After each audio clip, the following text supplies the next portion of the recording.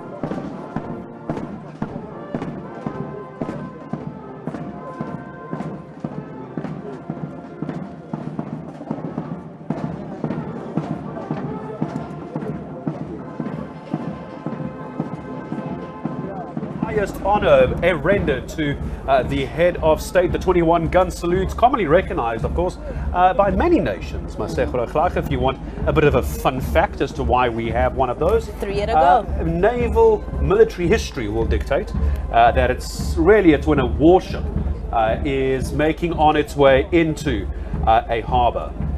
It will fire out its cannons. It will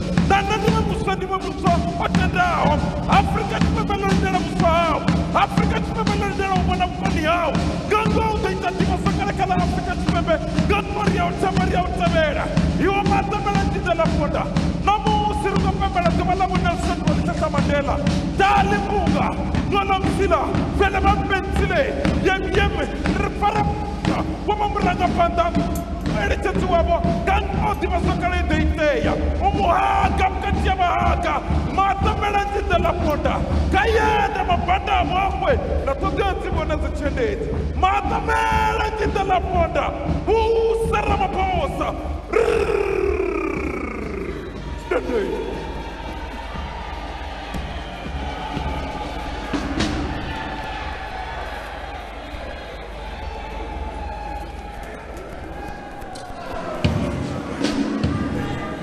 We may now have a moment of silence or prayer.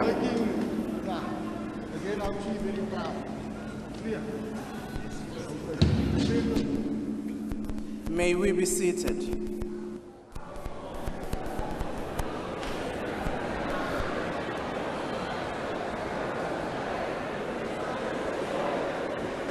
Order, honorable members. I can see some of you think the prayer was very short. I hope you did pray at home before coming here. Honorable members, the President has called this joint sitting of the National Assembly and the National Council of Provinces in terms of Section 84, subsection 2D of the Constitution of the Republic of South Africa, read with Joint Rule 14 to deliver the opening of Parliament address. I now call the Honorable the President to address the joint sitting.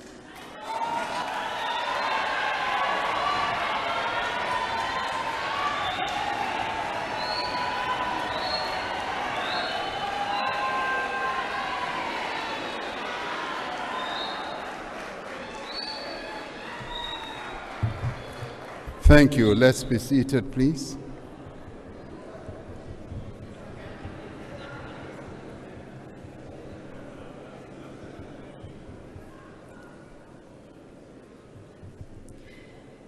Honorable Speaker of the National Assembly, Honorable Togo Didiza, Chairperson of the National Council of Provinces, Honorable Refilwe Mtsweni-Tsipane, Deputy President Paul Mashatile, former President Thabo Mbeki,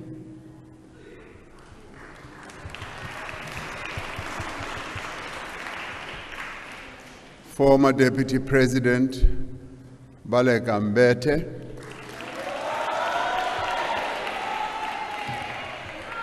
former Deputy President Phumzile Mlambo Ngcuka, former Chairperson of the National Council of Provinces, Honorable Amos Masondo, Chief Justice Raymond Zondo, Deputy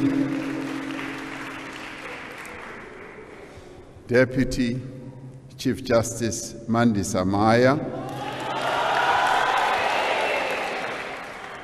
Executive Mayor of Cape Town, Mr. Gordon Lewis, the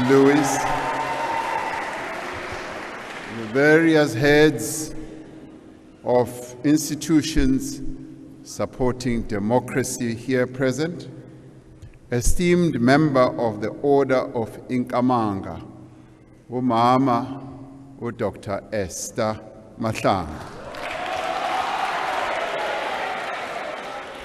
Distinguished guests and eminent persons, members of the Diplomatic Corps, honorable members of Parliament, and fellow South Africans. We gather here this evening in the province of the Western Cape in the sad aftermath of ferocious and unforgiving storms that have caused damage to homes, businesses, and infrastructure, affecting tens of thousands of people across the province. In recent days, we have witnessed runaway fires in KwaZulu-Natal, in which 14 people, including 6 firefighters, lost their lives. The fires also caused destruction of homes, livestock, and grazing fields.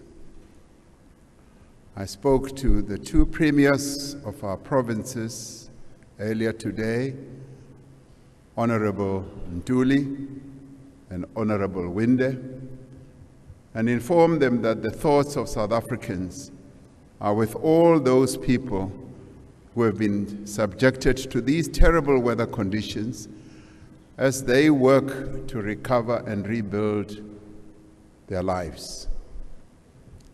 I have asked honorable members, the Speaker of the National Assembly and the Chairperson of the Council of Provinces to convene this joint sitting to formally open Parliament on a day that is full of meaning and significance in the lives of not only South Africans, but many people around the world. Today we celebrate the birth of the founding father of our nation and democracy, and a global icon of peace, justice, and reconciliation, President Nelson Rolihlahla Mandela.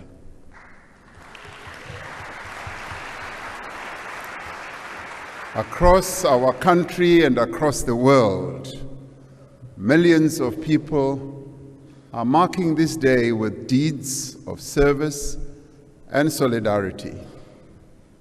Through their actions, they are giving life to a fundamental truth that we derive our humanity from the humanity of others.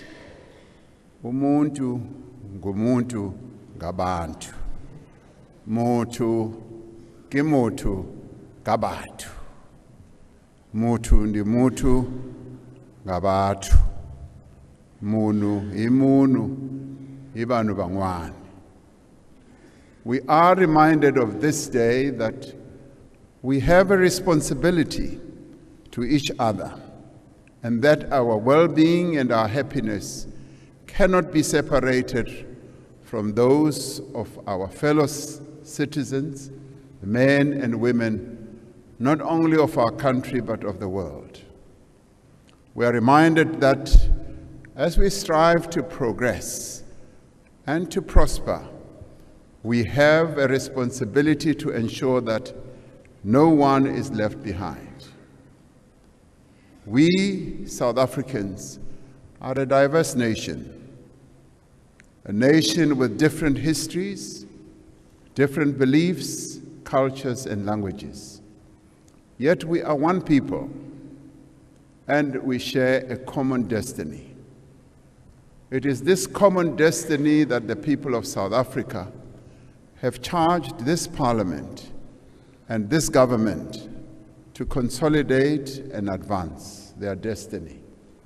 Exactly 50 days ago, the people of South Africa went to the polls to decide the future of our country. Ahead of the elections, they had expressed their concerns and their hopes, their wishes, as well as their expectations. Through their votes, they determined that the leaders of our country should set aside their political differences and come together as one to overcome the severe challenges that confront our nation. They sent a clear message that without unity, cooperation, and partnership, our efforts to end poverty, unemployment, and inequality will not succeed. Guided by this directive from the people of our country, political parties from across the political spectrum have elected to establish a government of national unity. In an act that is unprecedented in our democratic history, 10 political parties represented here in our Parliament have agreed to craft a common program to build a better, more equal, and more just South Africa. They have come together despite their differences, and differences they have.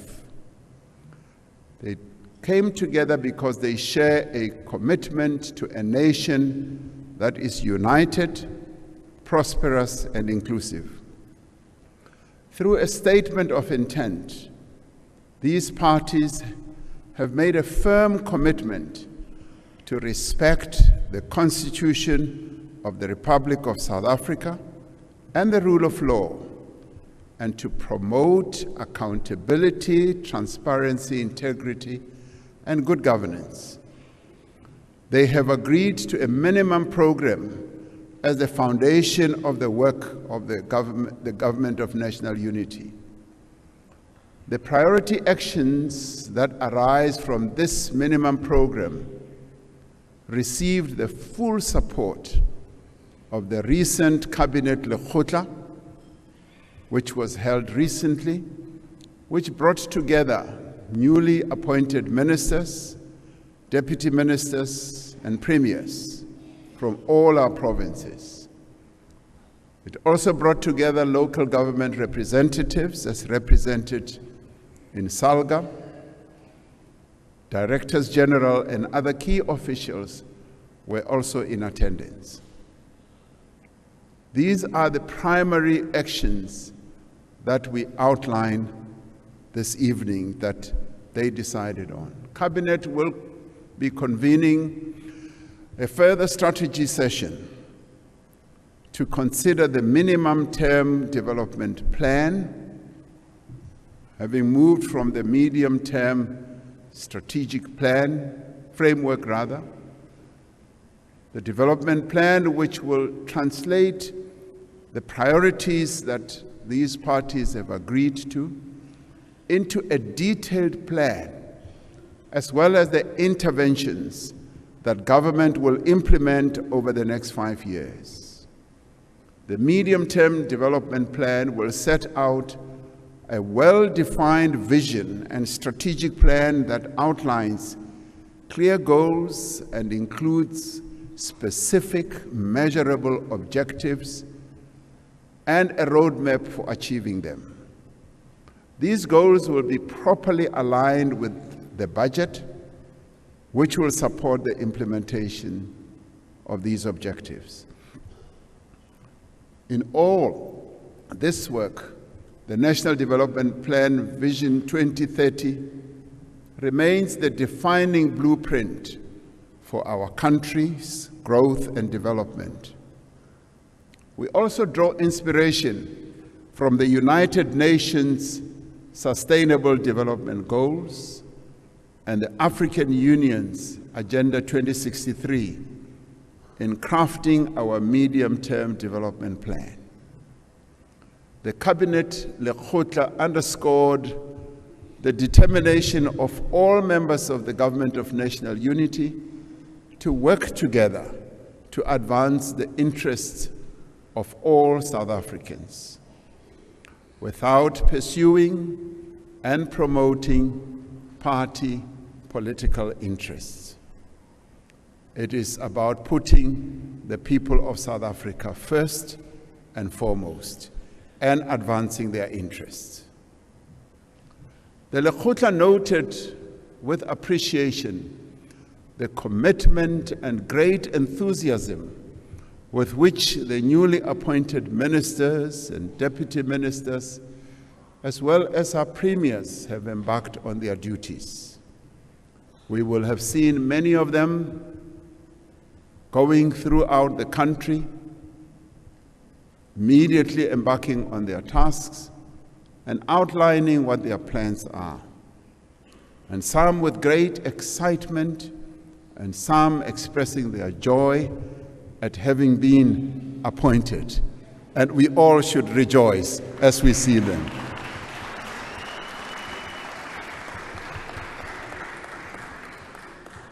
Honorable members, despite the achievement of 30 years of democracy and the work undertaken over the last 5 years to rebuild our economy and our society, millions of South Africans remain poor, unemployed, and they live in a highly unequal society. For a decade and a half, our economy has barely grown. The circumstances of the people of South Africa today requires that we act together as the government of national unity, as well as all key role players in our country, and that we act with urgency, boldly and decisively. The government of national unity has resolved to dedicate the next 5 years to actions that will advance 3 strategic priorities. Firstly, to drive inclusive growth and job creation. Secondly, to reduce poverty and tackle the high cost of living. And thirdly, to build a capable, ethical, and developmental state. We have decided to place inclusive economic growth at the center of the work of the Government of National Unity and at the top of our national agenda. Our experience over the past 30 years has shown that when our economy grows, jobs are created. When our economy contracts, there is no job creation, and in fact, some jobs are lost. The Government of National Unity will pursue every action that contributes to sustainable, rapid economic growth and remove every obstacle that stands in the way of growth. We are determined that growth must be inclusive and that growth must also be transformational. Inclusive growth must drive the redistribution of wealth as well as opportunity. It must support the empowerment of Black South Africans and women and all those who in the past had been relegated to the fringes of our nation's economy. This is part of the constitutional imperative to redress the imbalances of the past and deal with the slow process of development. Through empowerment and transformation, we can ensure that the skills, the capabilities, resources, and energies of all South Africans are used to the greatest effect. We will continue to pursue the programs that encourage broad-based Black economic empowerment, employment equity, and support to small and medium-sized enterprises. We will continue to protect and uphold the rights of workers and continually strive to improve the conditions in which they work and live. Inclusive growth demands that we affirm the position of the women of our country and the young people in the economy of our country. Inclusive growth requires that we remove the social, economic, and cultural and other barriers to the full participation of persons with disabilities and other vulnerable groups in our country. We will support the growth of rural enterprises and invest in public infrastructure in underserviced areas across our land. We will increase funding to land reform, prioritize the transfer of state land, and improve post-settlement support by strengthening the institutional capacity of responsible structures. To achieve rapid, inclusive growth, we will need to fix our struggling municipalities. Growth happens at a local level where our people live and work.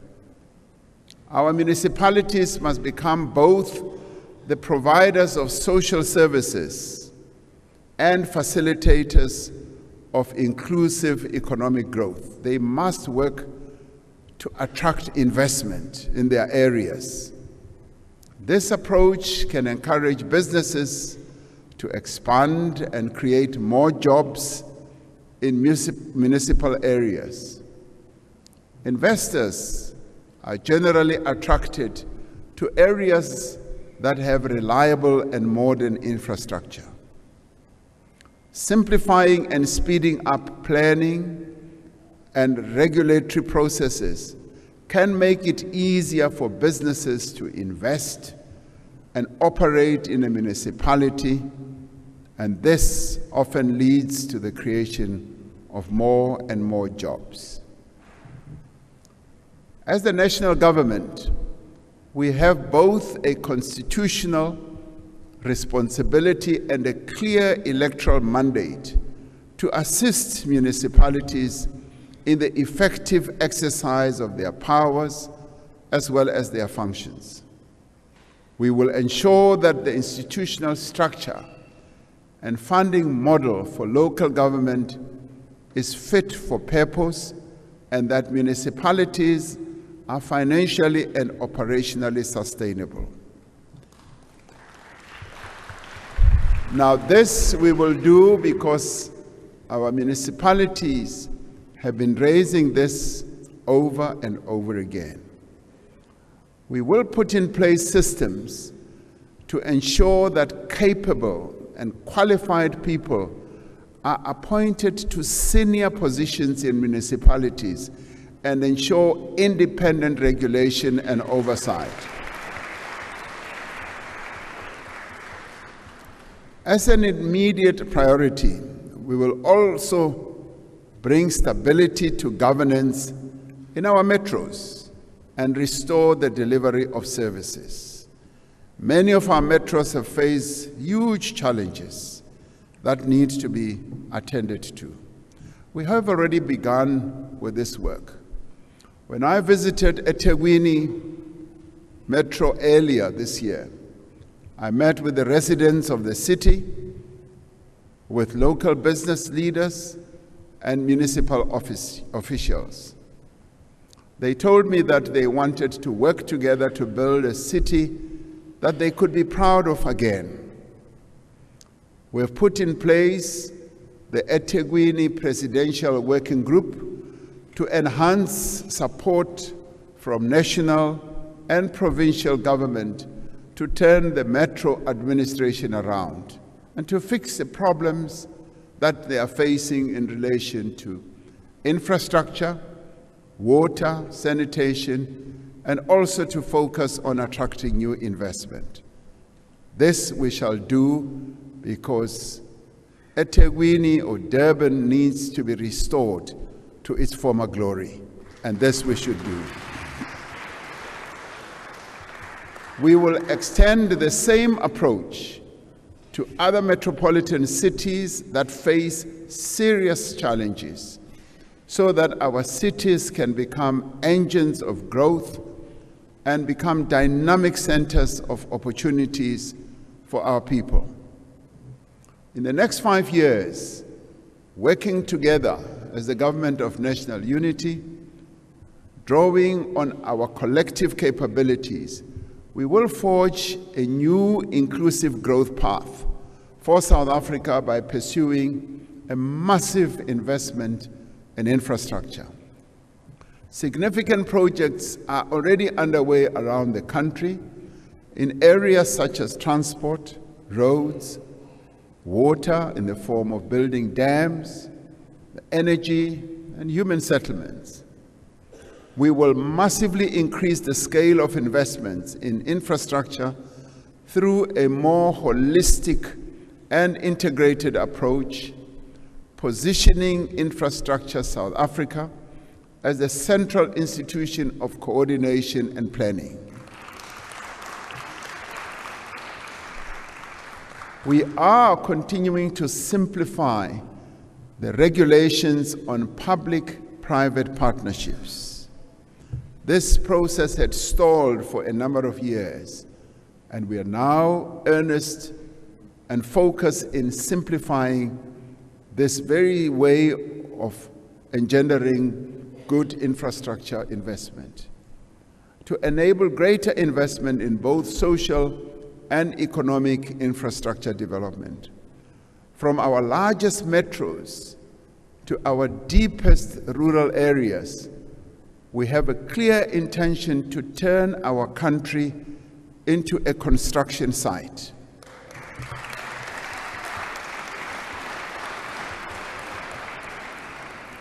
We want to see yellow equipment, yes, throughout our country, and cranes and roads being built, as well as dams, as well as bridges, houses, schools, hospitals, including broadband fiber that will be laid out as new power lines are installed. We must work to engender a culture of maintenance of public infrastructure and dedicate resources and establish systems to ensure this. Now, the culture of maintaining our infrastructure has declined over a number of years. We build infrastructure facilities and leave the maintenance thereof to a time when they've started to debilitate and collapse. Part of the process must be engendering a culture of maintaining right from the day they have been put in place.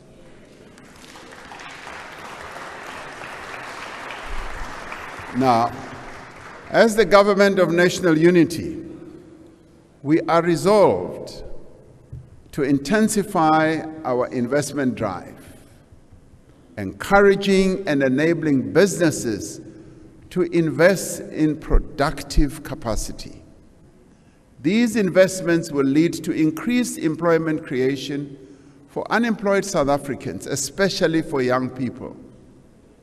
We will drive growth in labor-intensive sectors, such as services, as it is happening now, and agriculture, which has a great potential to create jobs.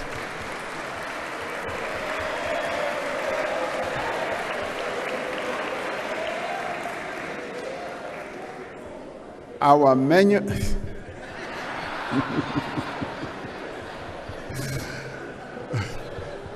yes, agriculture.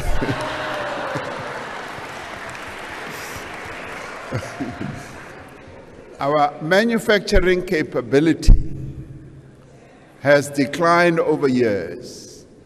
We do need to re-industrialize our country and make sure that we can create more and more jobs out of quite a number of sectors of our economy. To create more jobs for South Africans, we will also focus on processing our minerals so that we export finished products rather than raw commodities. It is actually quite sad to see us continuing to ship out rock, soil, and dust out of the ports of our country, and yet we can process a number of these minerals and ensure that we export processed products, finished products. That is what we will be focusing on. We will pursue a smart industrial policy that focuses on the competitiveness of our economy and that incentivizes businesses to expand our exports and to create jobs. We will continue to work with stakeholders to develop and implement master plans to grow important industries, to increase investment, to create jobs and foster transformation. Now, we will also review the various master plans that we have to see whether they're becoming as effective as we had envisaged. We are convinced that small, medium enterprises and the informal sector hold the greatest potential for inclusive growth and job creation. We will pay particular attention to supporting small and medium-sized enterprises in our townships, in our rural areas, and in areas that need focus. We will take economic activity to where most of our people live so that more and more jobs can be created. Red tape debilitates the creation of jobs. Every department and every public entity has been directed to reduce the undue regulatory burdens that hold back businesses from creating jobs. And this is an area that our ministers will focus on in the areas of their work, so that the various entities and the various structures of government ensure that the regulatory burden that we often impose on businesses must be eliminated so that our businesses can thrive and be profitable and create more jobs. We have demonstrated the value of public and social employment in creating immediate work and livelihood opportunities for many of our people. The Presidential Employment Stimulus, the expanded Public Works Program, and other initiatives under the Presidential Youth Employment Intervention have provided income, work experience, and skills development opportunities to many of our people, particularly young people and women. We will expand and institutionalize these programs so that more and more young people can participate in job opportunities and skills development. Now, through the Presidential Employment Stimulus, we have been able to create nearly 2 million work and livelihood opportunities. Yes, this is true.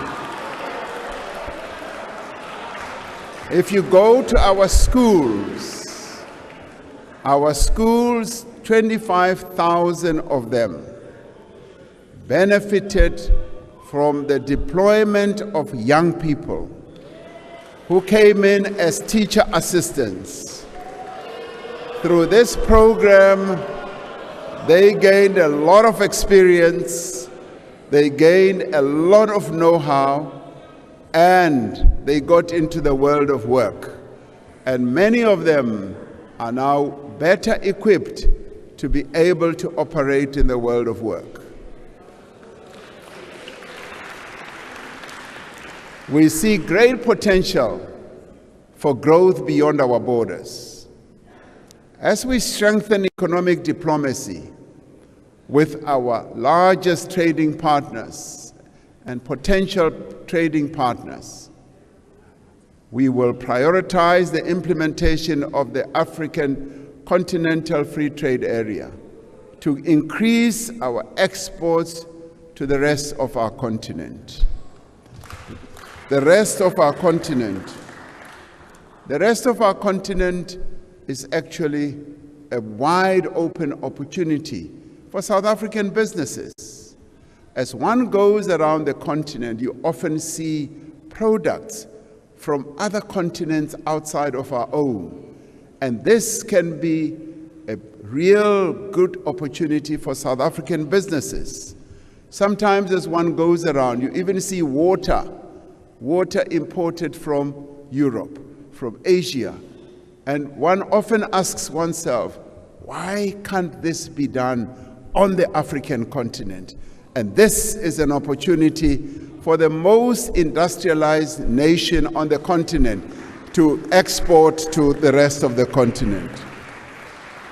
We will do this as part of our foreign policy approach, which promotes peace, security, democracy, and development across Africa and advances a more just and inclusive world order.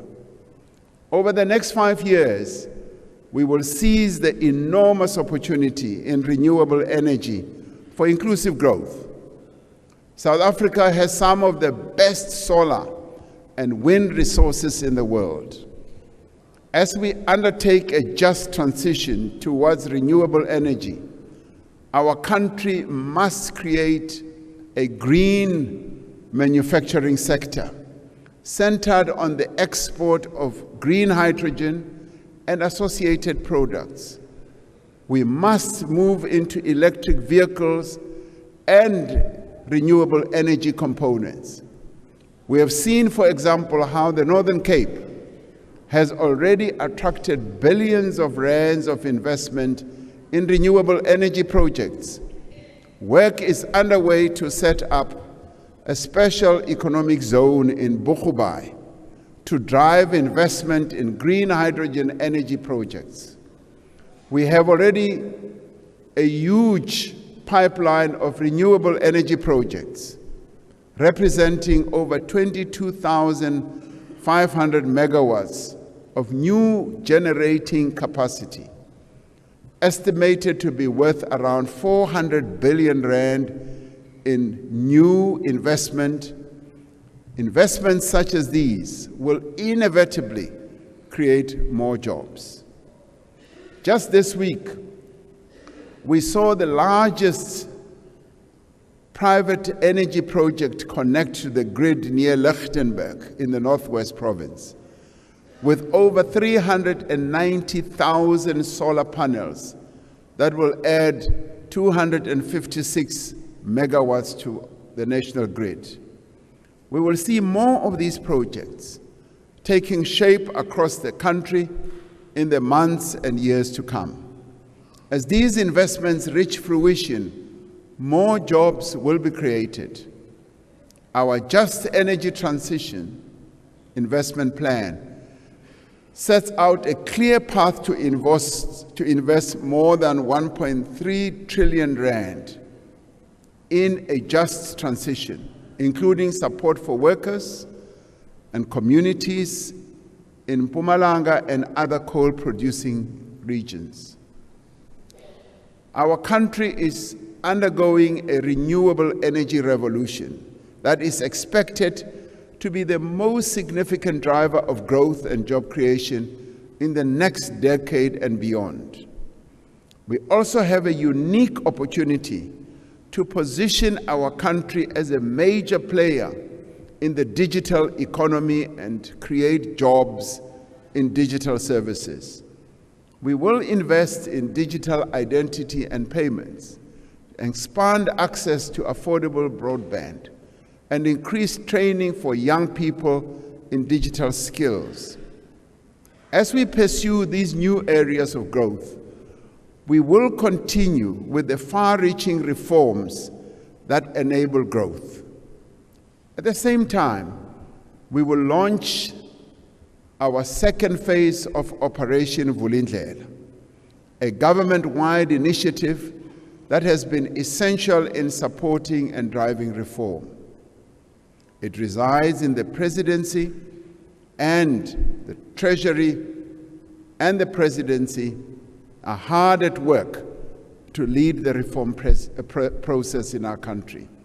But more importantly, it is a process that has seen to the breaking down of silos in government, where various government departments cooperate together to ensure that we drive the reforms that we have embarked upon.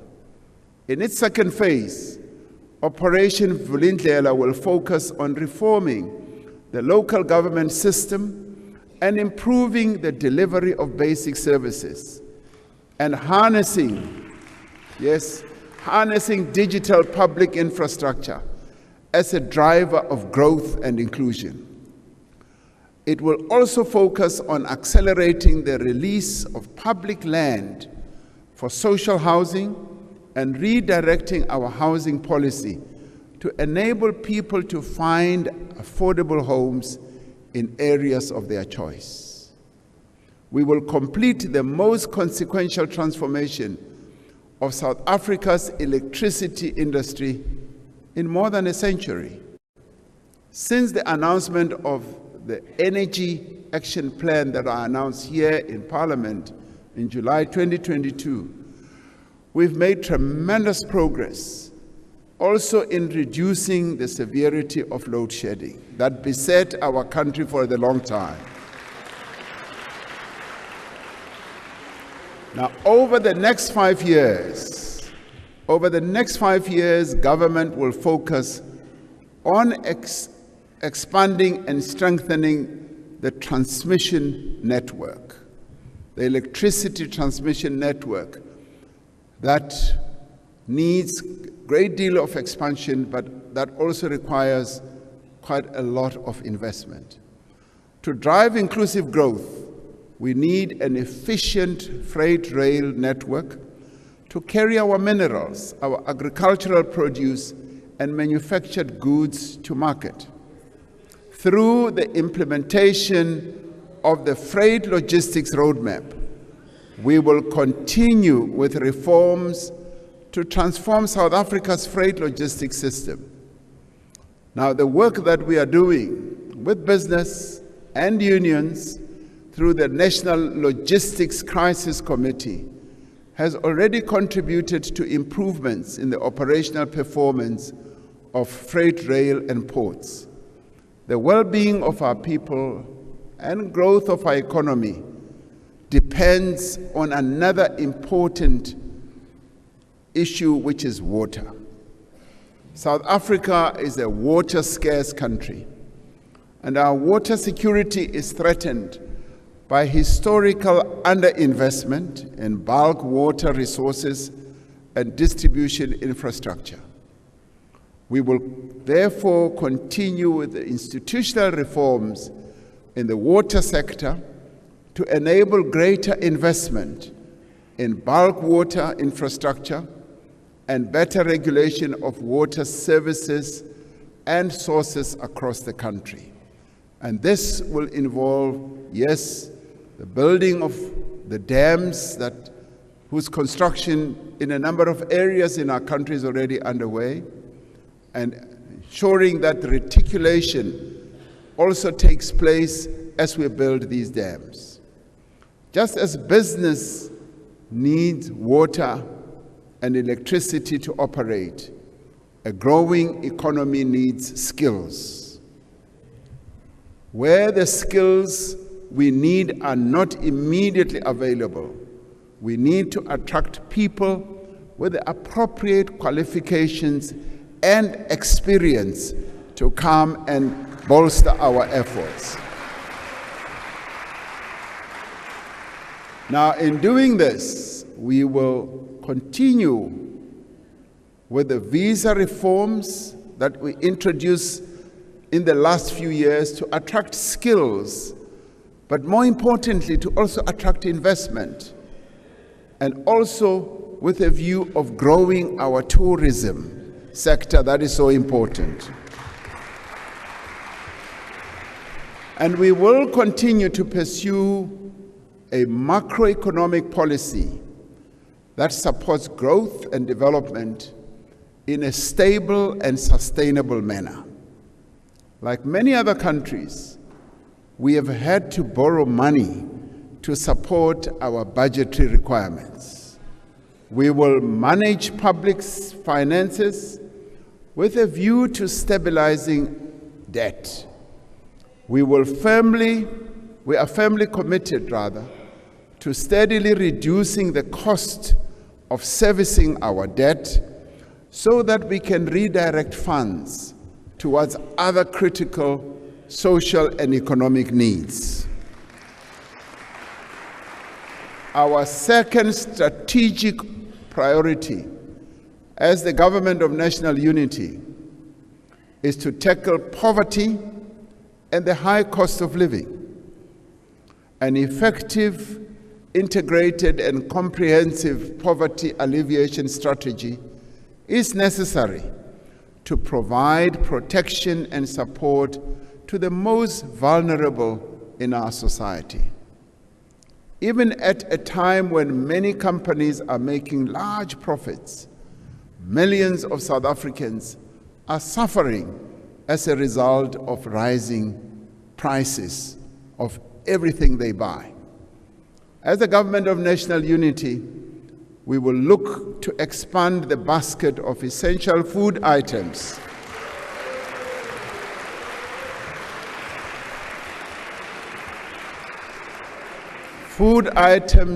exempt from VAT, and undertake a comprehensive review of administered prices, including, yes, the fuel price formula, to identify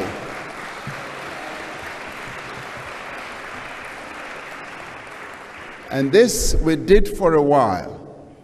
When the prices of fuel just kept on rising, we were able to find a way in which we could stabilize the price. We will seek to find ways of addressing this challenge. Asset poverty is one of the underlying causes of abject poverty in our country, and this exacerbates the high cost of living amongst our people.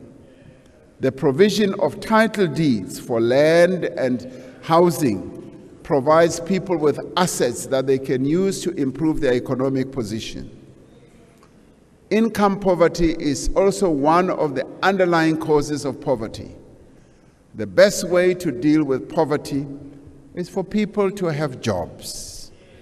We have, however, made interventions to support the unemployed through a variety of interventions, including during COVID, when we introduced the SRD grant. The SRD grant has provided a lifeline to millions of South Africans who are unemployed. We will use this grant as a basis as we move on for the introduction of a sustainable form of income support for unemployed people to address the challenge of income poverty. We must ensure that local governments properly implement the indigent policy so that the old, the infirm, and the poor are able to get assistance with the payment of basic services. Now, this is important. And importantly, we will link social assistance with other forms of support to lift people out of poverty. As a country, we need to appreciate the impact that a well-functioning and quality education system has on both reducing poverty and driving inclusive economic growth.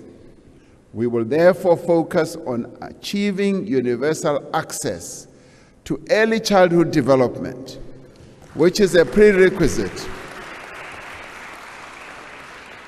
And this, honorable members, is a prerequisite for improved learning in later years.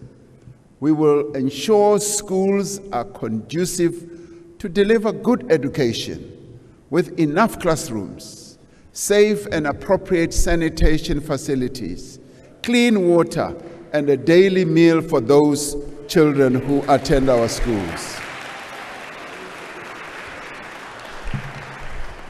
To ensure that we produce the skills that our economy needs, we will expand vocational and technical training in schools and post-school institutions. And in this regard, we will seek to take a demand-led approach to skills development. An important task of the next 5 years is to ensure that we also reduce the high cost of living through ensuring that everyone in South Africa has equal access to equitable, accessible, and affordable quality health care. As we implement the National Health Insurance, we will focus on strengthening healthcare infrastructure, which many people during the debate and discussions on the NHI have said we should focus on. We will also improve the training of healthcare professionals and use technology to improve healthcare management. Now, while there is much contestation around the NHI, there is broad agreement that we must draw on the resources and capabilities of both the public and private sectors to meet the healthcare needs of all South Africans equally. In implementing the NHR, we are confident that we will be able to bring stakeholders together and that we will be able to resolve differences and clarify misunderstandings. Now, as the Government of National Unity, we have agreed that we will seek to build consensus around issues that we may not agree on. And there are a number of issues that we agree on. What unites us, we are united around many issues. And there are issues which we still need to find full agreement on. And yes, we will work hard to make sure that we do find agreement. Now, with so many people living far from economic opportunities and services, transport costs take up a large portion of many of our people's income and drive up the cost of living. We often hear reports that many of our people spend up to 40–50% of their income just on transport. An immediate priority is therefore to complete the recovery of the passenger rail network across the country to enable people to travel from outlying areas to cities at an affordable rate. Around 80% of commuter rail corridors are now back into operation, and nearly 300 vandalized stations have been refurbished, providing safer and more efficient services to commuters.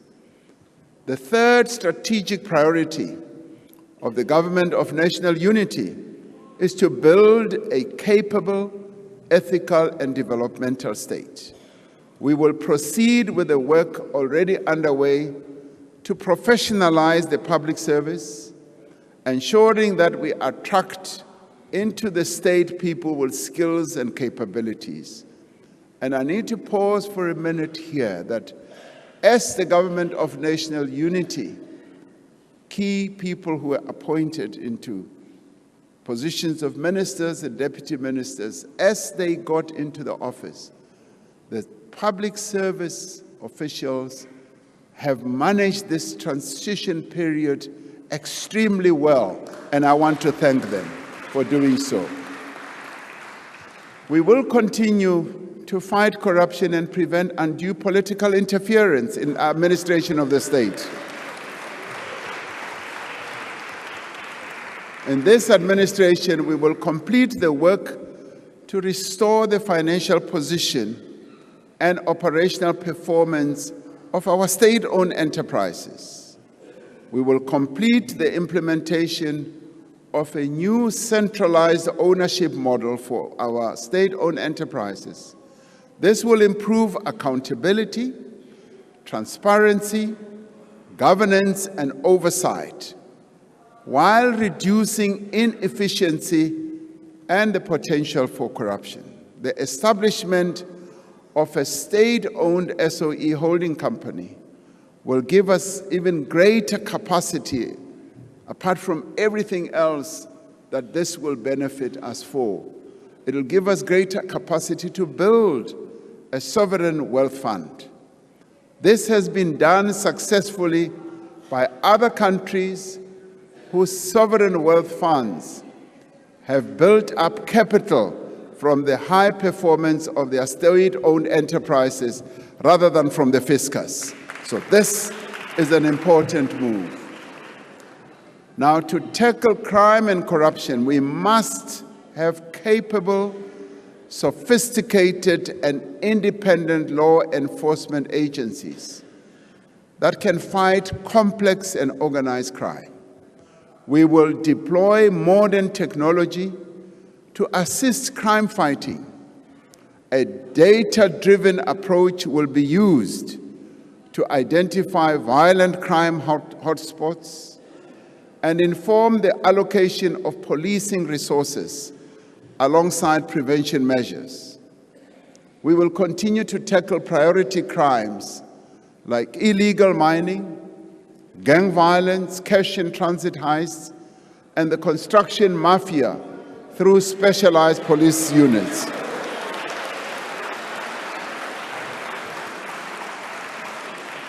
Now, we will continue to implement the National Strategic Plan on Gender-Based Violence and Femicide.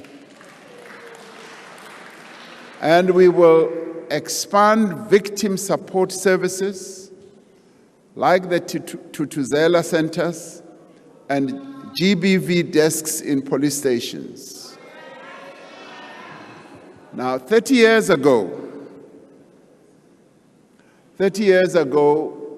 President Nelson Mandela stood before this House to reflect on the first 100 days of the first government of national unity, recognizing the different views of the diverse parties within that government of national unity. He said, "What brings us together is the overriding commitment to a joint national effort to reconcile our nation and to improve its well-being."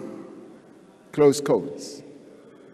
The same may be said of this government of national unity that has now been established by 10 of the parties represented in this parliament. We share a commitment to reconcile our nation by advancing social justice and equal prosperity for all. We are committed to improve the well-being of our country and its people through inclusive growth, the creation of jobs, and the reduction of poverty. This is an undertaking that should involve all of us. On the occasion of the presidential inauguration, I made a commitment that we should work together to hold a national dialogue, to discuss the critical challenges facing our country, and to agree on what we all need to do to achieve a better future for this great country.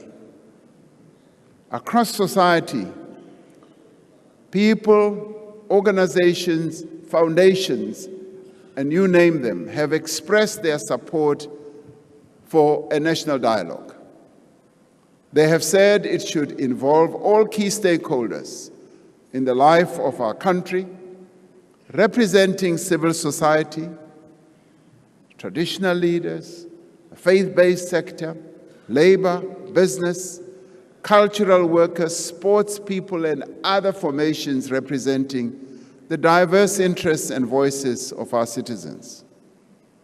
Following the example set by historic events such as the Congress of the People in 1955, the Conference for a Democratic Future in 1989, and the CODESA talks in the early 90s, and drawing on the experience of writing our Constitution in 1996, we envisage a national dialogue that involves extensive and inclusive public participation.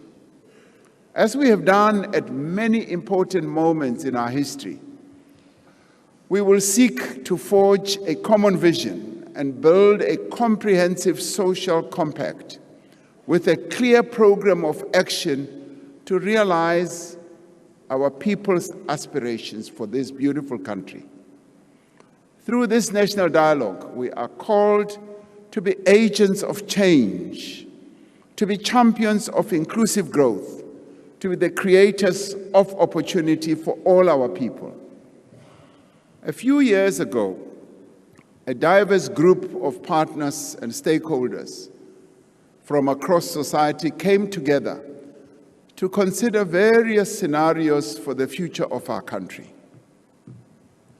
These were called the Indlulamiti Scenarios 2020 2035. One of the scenarios that they painted and described was called the recrimination nation, using the image of the bird, the loud hadida, as its symbol. This described a situation of inaction where our country's problems go unresolved and where everyone blames each other for South Africa's ills. This scenario painted a picture of our country going into decline. The second scenario that they painted and described symbolized a vulture. This painted a picture of a desperate nation governed by a populist coalition whose main objective is self-enrichment and patronage. Now, this scenario which seems to excite people so much, this scenario saw investment confidence being eroded, the growth path being low, and unemployment and poverty and inequality remaining extremely high. These fellow South Africans also described a scenario they called the cooperation nation, which was symbolized by social weaver beds. This scenario paints a picture where after disruptions and protests, there is a coming together of political parties, the state, the private sector, labor, civil society, coming together in order to jointly identify priorities and leveraging the strength of each. There is change as this scenario plays itself out in the form of governance and reform that leads to the economy growing with more investment attracted, leading to the reduction of unemployment, inequality, and poverty. By establishing the government of national unity, by preparing, yes, for this national dialogue I've spoken about, we have deliberately set ourselves along the path towards a cooperation nation. That's where we want to go. And we would like all of us as South Africans to behave like weaver beds. Weavers are amongst the most efficient and gregarious birds in that they build complex structures together, but more importantly, they cooperate. And this is the way we should go.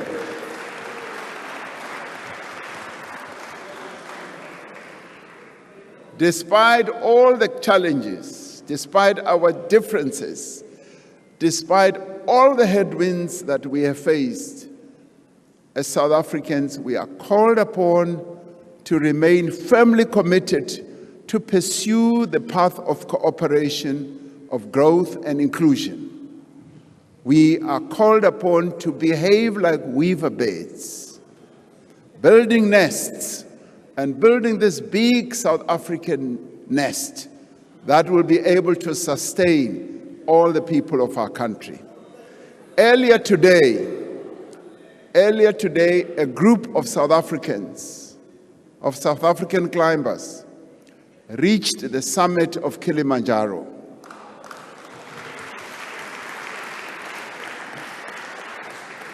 Now, as we know, this is the highest peak on our beloved continent. They did so in honor of the birth of the father of our nation, Nelson Mandela, and to celebrate the 30th anniversary of our freedom. This effort that they got involved in, or they are involved in, is called or known as Trek for Mandela expedition.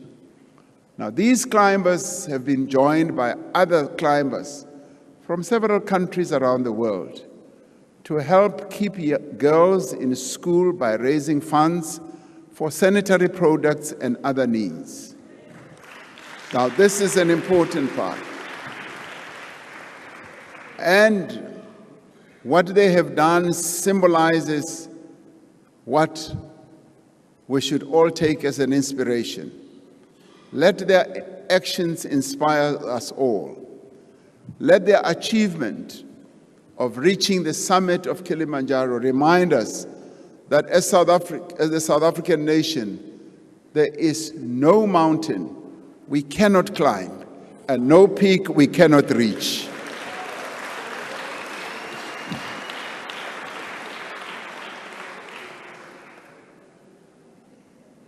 One remembers what Nelson Mandela wrote in his long walk to freedom, when he said he had walked and he had had a long walk and he had climbed a number of hills and he reached this top hill and surveyed the beauty of our country and said he should not tarry too long because there are many more hills to climb. As South Africans, we can summit many hills if we work together and we rise together.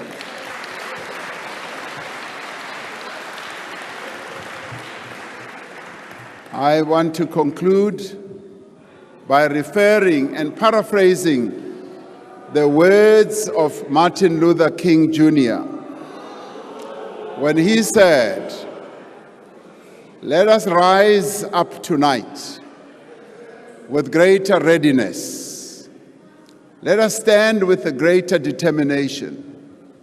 And let us move on in these powerful days, these days of challenge, to make South Africa what it ought to be.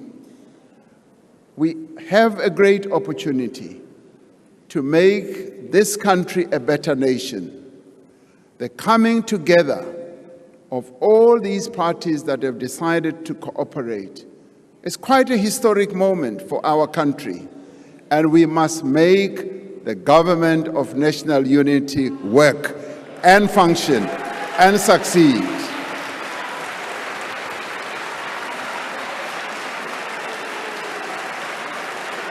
I am determined, and I've been grateful in talking to all the leaders of these 9 parties.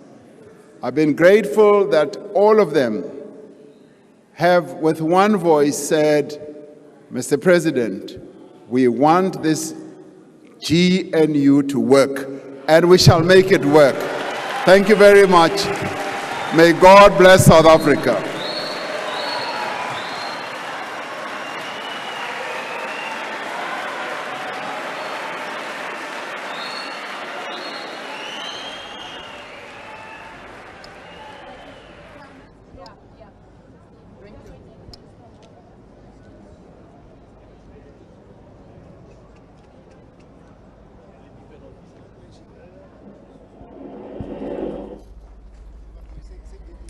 Right, President Cyril Ramaphosa has officially delivered his opening of Parliament address to a resounding